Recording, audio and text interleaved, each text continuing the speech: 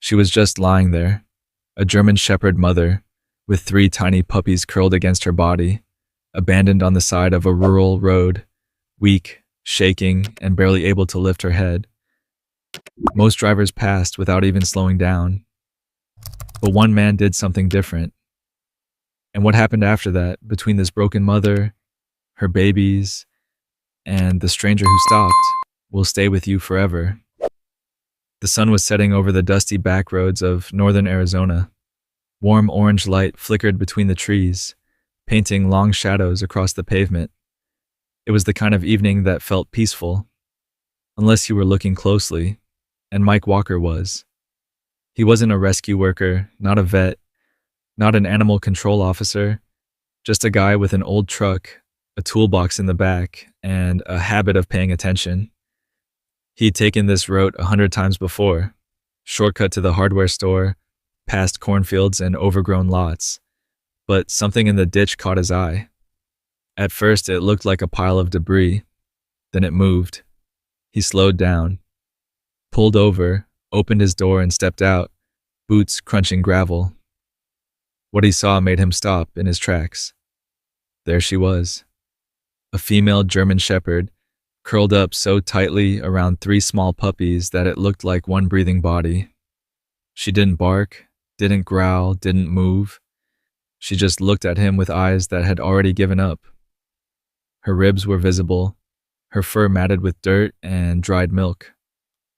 One of the puppies, a black and tan female, was latched on, nursing weakly.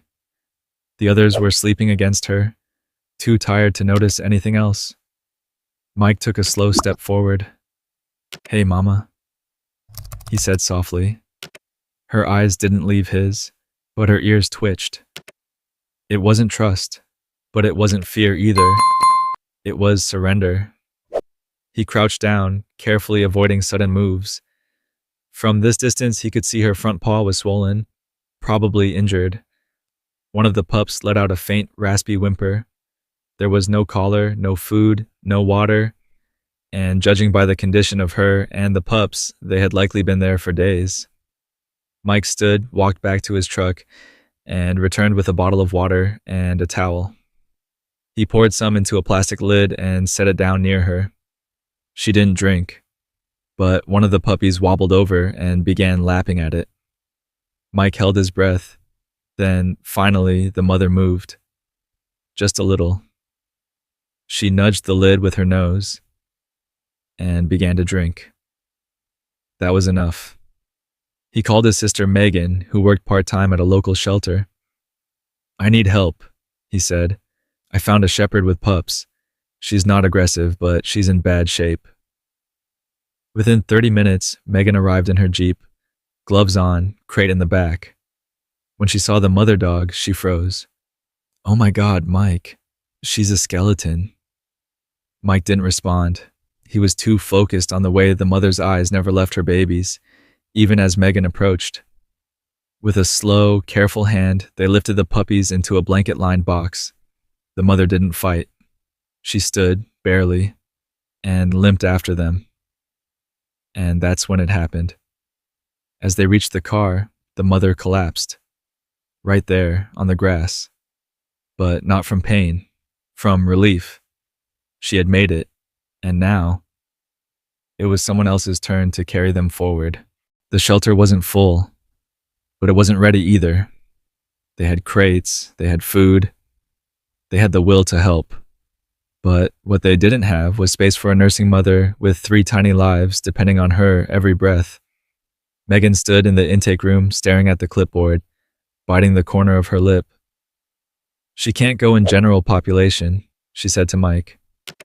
He was sitting cross-legged on the floor, the box of puppies beside him, the mother, barely standing, leaning her head against his knee. "I'll pay for a quiet room," he said. Megan looked at him. "This isn't a hotel, Mike." "I know," he said. "But she'll die if she's surrounded by noise and chaos." She looked down at the mother again. The dog hadn't barked once. Not in the truck, not during the exam, not now. Just that steady, haunted stare. They cleaned her wounds as gently as possible.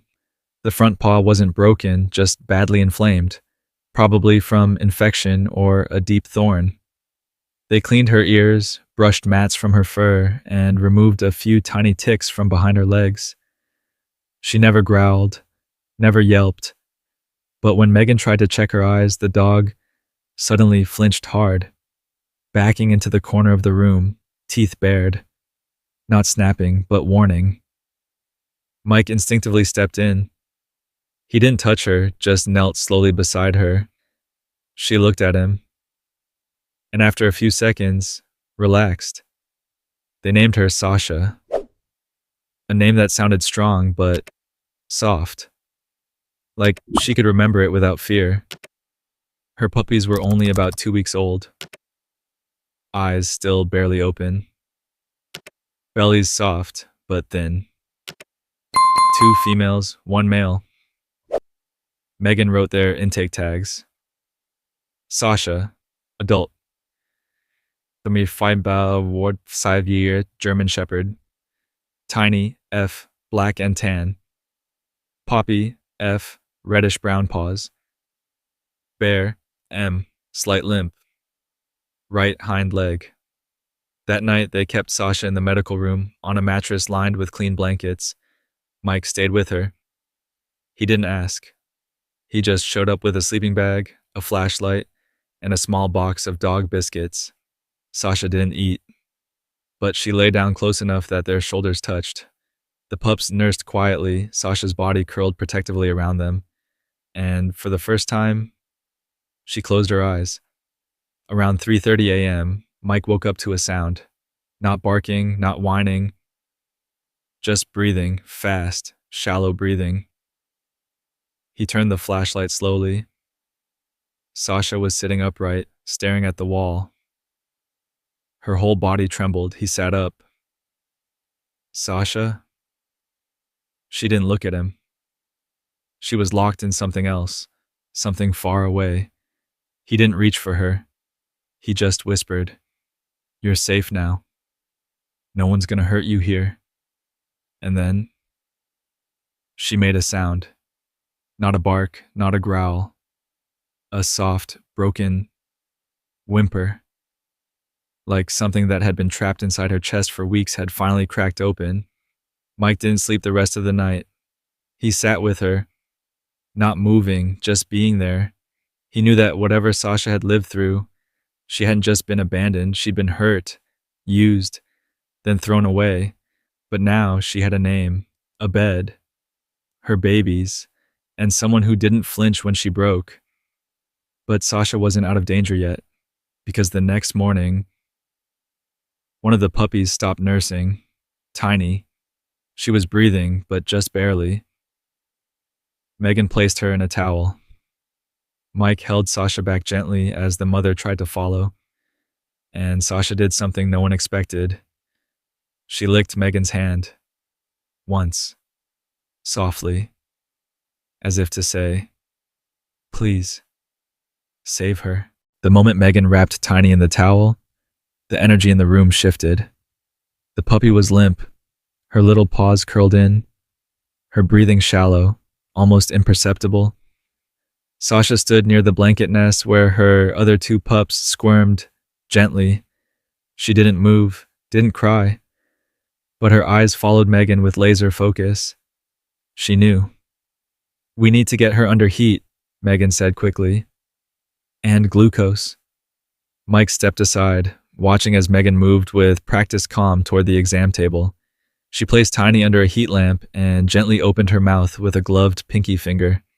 "She's cold," Megan whispered, "and weak, probably fading from dehydration." She pulled a small syringe from the cabinet, measured glucose with care. "She's too little for a feeding tube," she added, mostly to herself. Mike stood by the door. He could feel Sasha behind him. "She's watching you," he said quietly. "I know," Megan replied.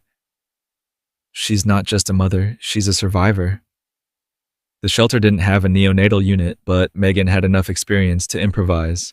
She swaddled Tiny in a flannel cloth, gently rubbed her sides to stimulate circulation, and administered a few drops of sugar solution every 15 minutes.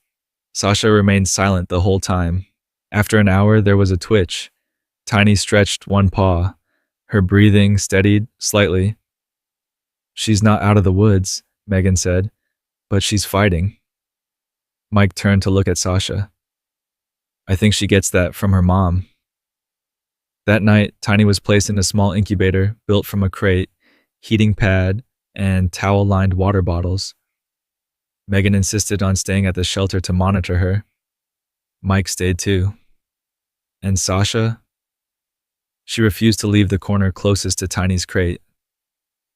Even though Poppy and Bear cried for her warmth, Sasha lay pressed against the gate, keeping her eyes on her daughter. Around 2 a.m., Megan gently carried Tiny back toward the nest for a brief moment of warmth with the others.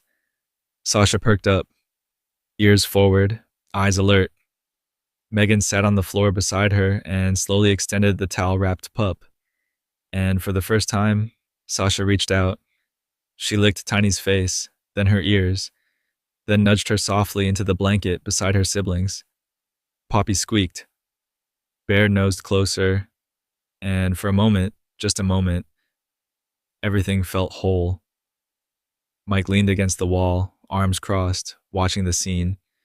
He whispered, "She's doing better because Sasha never gave up on her." Megan nodded. Sasha never left her, not even for a second. But just as they began to breathe again, they noticed something else. Sasha wasn't eating. The food bowl was untouched. Water barely sipped. Mike knelt beside her again, this time looking more closely. He lifted her lip gently, revealing pale gums. "Megan," he said, "I think she's crashing." Megan rushed over. "She gave everything to her puppies," she muttered. "Everything." They took Sasha's vitals, fever rising, heart rate low. She'd been holding on with adrenaline and instinct. Now, with the pups safe, she was letting go. Megan turned to Mike. "We need IV fluids, now." Mike didn't wait. He loaded Sasha into the crate with gentle hands, set the heat pad on the floor of his truck, and raced toward the 24-hour emergency clinic 2 towns over. Sasha didn't fight the ride. She rested her head on the blanket and stared forward in silence. Mike kept one hand on the crate the whole way. "You're not done," he told her. "You brought them this far. You don't get to quit now." He didn't yell. He didn't beg. He just spoke like she could hear him. And in that moment, maybe she could. Because when they reached the clinic and the techs opened the crate, Sasha stood up. Weak, trembling, but standing. And for the first time since he found her, Mike saw her tail move. Just once. Barely. But it moved. The emergency vet clinic wasn't warm. It smelled like sanitizer and wet fur. It buzzed with fluorescent light and late-night urgency. But in room 3, under a folded fleece blanket, Sasha was alive. She hadn't moved much after they placed the IV. The fluids dripped slowly into her leg. Her body was curled tightly, her ribs rising with each shaky breath. But her eyes, they never closed. They stayed on Mike. He sat in the corner, hunched in a plastic chair, jacket half off, coffee untouched. His eyes were bloodshot. He didn't speak, didn't fidget, just watched her the same way she watched him. The vet came in around 5 a.m. A woman named Dr. Haley, mid-50s, sharp, no nonsense. She reviewed the chart, glanced at the monitors, then knelt beside Sasha's crate. "She's severely malnourished," she said. "Her body's in full depletion mode." Mike nodded. "She was keeping her pups alive," he said. Every drop went to them. Dr. Haley glanced up. "She's strong," she said. "Most wouldn't have made it." By morning, Sasha was stable. Not energetic, not safe, but stable. They kept her for observation, but by the next afternoon, She stood up on her own, trembling, slow, but on her own. Mike returned to the shelter that evening with Sasha in the back seat, this time in a softer crate lined with her pup's blankets. When they pulled in, Megan was waiting at the door. "You weren't supposed to take her with you," she said, arms crossed, but not angry. "She's calmer with me," Mike said, "and I wasn't leaving her behind." They carried her back inside the same quiet medical room. The second her paws hit the blanket-lined floor, her ears twitched, not at the sound of her name, not at a voice, but at the sound of a squeak, tiny. The pups had been fed and cleaned in her absence, but they hadn't been whole. Now Sasha limped toward the box. One step, then two. She reached the side, and all three puppies perked up. Bear wobbled to his feet, Poppy squealed, and Tiny, small, still weak, crawled forward and pressed her nose against her mother's chest. Sasha laid down and exhaled. For the first time in days, she slept. Deeply, fully, with her babies wrapped around her like puzzle pieces. Over the next week, Mike showed up every day. Not as a visitor, but as something else. He brought Sasha boiled chicken in a food processor, carried jugs of warm water, replaced her bedding, sat on the floor beside her crate while she nursed the pups. He didn't rush her, didn't pet her unless she moved first. And one day, she did. He was sitting beside the crate, feeding Poppy with a bottle while Sasha lay resting. He reached to adjust the blanket. That's when Sasha slowly placed her paw on his arm. Not tense, not afraid. Just still. She looked at him. And in that quiet shelter room, surrounded by the hum of heat lamps and puppy whimpers, something shifted. Megan noticed it too. "You know what that means, right?" she said later. Mike looked up. "She's picking you." He shook his head. "I'm not the adopting type." Megan raised an eyebrow. "She doesn't care what type you are. She just knows you stayed." Later that night, Sasha sat up to eat without help. Tiny followed her, tail wiggling. Bear clumsily climbed over the edge of the box. And Poppy chewed on Mike's shoelace until he burst out laughing for the first time in days. The shelter had seen many dogs come and go, but there was something about Sasha and her silent strength that changed the rhythm of the place. Volunteers checked in more. Staff stayed later. Megan started setting up a quiet room program for trauma cases, all because one mother decided to keep fighting, but just as things began to feel normal again. A knock came at the shelter door, an unfamiliar face, a man holding an old photo, and the moment Megan opened it, her expression changed. The knock echoed through the shelter's quiet hallway. Megan looked up from her paperwork, surprised. They were closed for the day. She opened the door slowly. Outside stood a man in his late 50s, tall, weathered, wearing an old flannel shirt and jeans, a faded ball cap tucked under one arm. In his hand, a photograph. "Sorry," he said, voice rough. "I know you're closed. I saw the dog. On your Facebook page." Megan's breath caught. "She yours?" she asked carefully. He held up the photo. It showed a younger version of Sasha, about 2 years younger, lying in the grass of a backyard. Her coat was clean, her eyes bright. Beside her was a girl, maybe 10, blonde, smiling. "My granddaughter named her Jessie," he said. Megan's throat tightened. "She's been through a lot," she said slowly. "I know," he replied, "because I'm the one who gave her away." Megan brought him inside, told him to wait in the front room. She called Mike. He arrived in less than 15 minutes, still in his work boots, face unreadable. The man stood when Mike entered. "I'm Tom," he said. "I don't want trouble. I just want to see her. Mike didn't shake his hand. He looked straight into the man's eyes and said, "She nearly died." Tom nodded. I figured. When I gave her to that guy, he said he trained working dogs, that she'd be safe. That's all I knew. Until I saw your post. In the back, Sasha was asleep with her pups curled in the shape of a question mark. Megan knelt beside her and whispered, "There's someone here who says he knew you." Sasha lifted her head. Her ears twitched. Megan stood and opened the door to the hallway. Mike walked in, then Tom. Sasha saw him. She didn't move.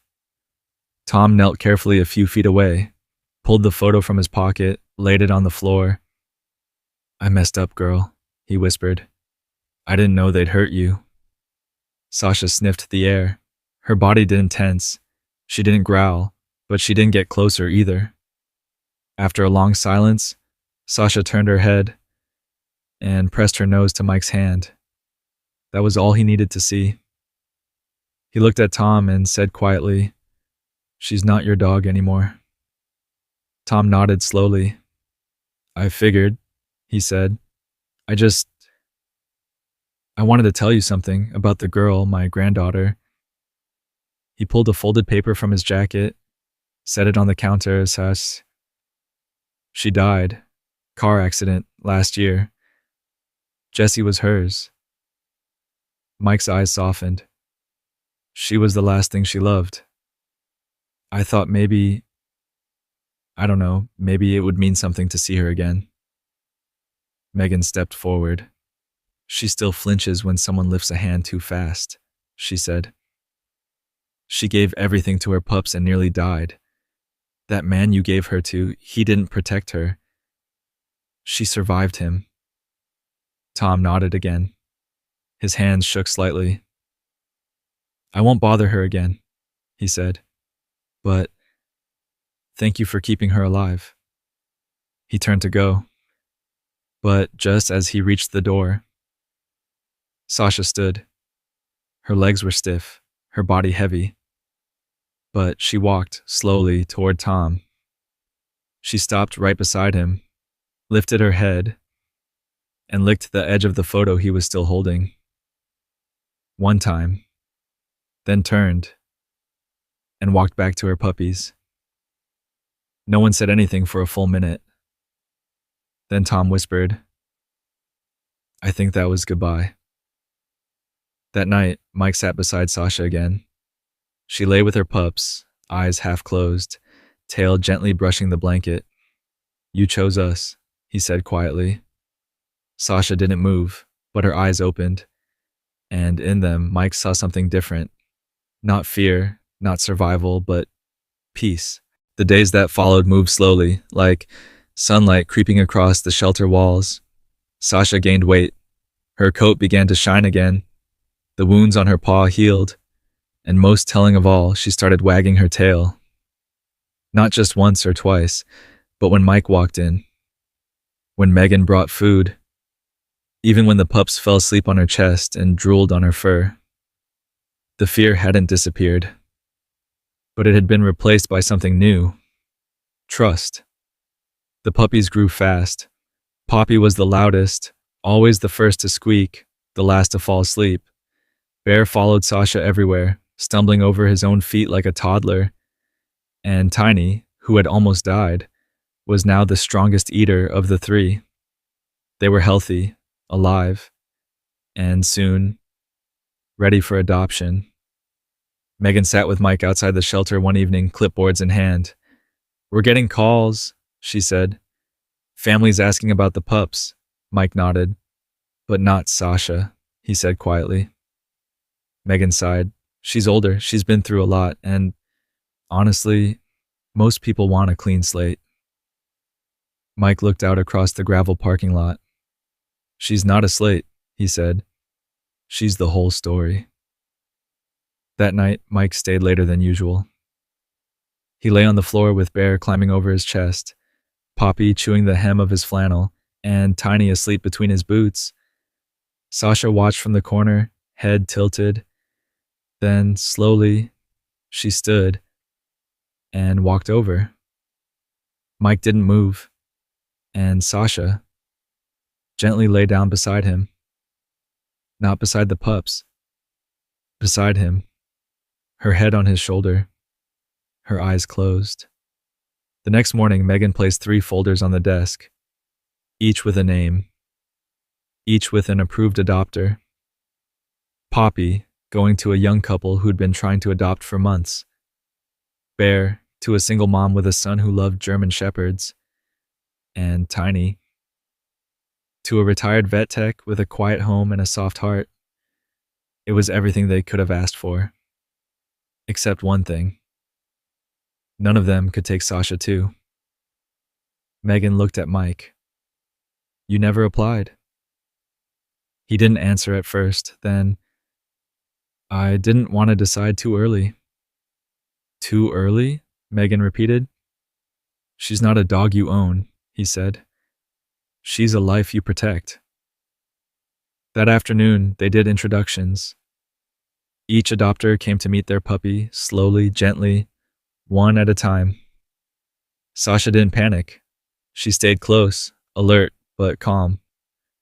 And when each pup was picked up, cradled, kissed on the forehead, she didn't growl, she didn't even flinch. She just watched. She knew. By evening, the room was quieter than it had been in weeks. The blankets looked empty, the air still. Sasha stood in the center, confused. Mike knelt down. They're safe, he said. They're loved. She paced once, then lay down on the blanket where they'd last slept. Her tail didn't wag, but she didn't cry either. Mike stayed past lights out that night. Megan found him sitting beside Sasha, both of them quiet, both of them tired. She sat beside him. You know, you've already made your decision. Mike didn't look up. I'm not what people picture when they think of a rescue story, he said. You are to her, Megan replied. That's all that matters. The next morning, Sasha was waiting at the gate before he even opened the door. Not pacing, not barking, just sitting, watching, ready. And that's when Mike finally said it out loud. Let's go home. The drive was quiet. No barking, no whining. Just Sasha in the back seat, curled on a blanket that smelled like her puppies, staring out the window. Mike kept one hand on the steering wheel. The other rested gently on the crate beside him. Every few minutes, he glanced at her through the mirror. And every time, she was watching him too. The house wasn't fancy, single story, wooden porch, a few tools left on the steps from yesterday's work. Mike hadn't cleaned. He hadn't staged it. He just opened the front door and said, "This is it." Sasha stepped out slowly. She sniffed the air, then the porch, then the threshold. She hesitated for a second, not out of fear, out of instinct. And then she crossed it. Inside, the living room smelled like sawdust and coffee. The couch was covered in dog blankets, the fireplace unused since winter. Sasha wandered in slow loops, tail lowered but not tucked, taking everything in. Her paw pads clicked softly against the hardwood floor. Mike didn't say much. He just let her explore. And when she finally lay down next to the old recliner, exhaling like she'd carried a lifetime to that spot, he knew. She was home. The days that followed weren't perfect. She barked at the vacuum, refused to eat for 2 meals in a row, tried to dig under the backyard fence once, but every night she curled next to the bed, and every morning she was closer to his side. By the end of the first week, she was sleeping with her head on his boot. By the second, she was waiting by the door every afternoon at 5:30 when his truck pulled in. Mike built her a ramp for the porch, then a small fenced-in garden where she could sunbathe. He bought a kiddie pool, even though she hated water, and laughed for 5 full minutes the first time she stepped in, realized it was wet, and bolted like a puppy. She was starting to smile. And Mike? He hadn't smiled this much in years. One day, about a month later, Megan stopped by. She brought a small package. Inside was a framed photo. Sasha and her 3 pups, taken on adoption day. In the corner, a small brass plate. Sasha, the one who stayed. Megan smiled. She didn't just survive, Mike. She gave you something back too. He nodded. She gave me peace, he said. She gave me something to take care of that needed me just as much as I needed her. That evening, they sat on the porch together. Mike with a cold drink. Sasha with her head on his knee. The sun slowly melting behind the hills. She had scars, physical and invisible. But she had her place, her quiet, her second chance, and most of all, she had him. Mike looked down at her, running a hand gently over her ears. "You're not just a good girl," he whispered. "You're my girl." And in that moment, Sasha closed her eyes, and for the first time in her entire life, she truly rested. If this story moved you, remember this. Sometimes the animals we rescue end up rescuing us. Sasha wasn't just a stray, she was a mother, a fighter, and a survivor who never gave up. Subscribe to the channel, leave a like, and share this story with someone who believes every dog deserves a second chance. Let's keep telling stories that heal.